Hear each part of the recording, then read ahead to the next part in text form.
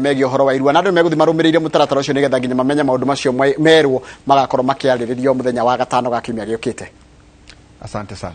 Thengio muno. Ucio ni mundu gwitwo Ndiritu Waihura mena thuri ucio mekoragiriria horo wa irua na hau niho meatiriha tabarira ya kimurire kuga riu ni kahinda ga guthomera mohoro maitu na njira nguhi ma ithaa riria thaa ithano. Ritwa riakwa ni Njoroge wa Gireji. Agnes Kavindu wa kiama kia Wiper nginyagia riu niwe utongoretie hari kura iria irikitie gutarwo thiini wa githurano kinini gia gucagura senator mweru wa county ya Machakos. Ndio tunyitanire na njira imwe kwa imwe na marito mohoro gitu Sam Gituku muno cio Machakos. Sam Gituku, umekuwa ukifuatilia matokeo ya uchaguzi mdogo wa kuania kiti ama wadhifa wa senator katika kaunti ya Machakos. Ni yapi ambayo umeweza kupata, na inasemekana kwamba Agnes wa chama cha Wiper ndiye anaongoza kwa hivi sasa?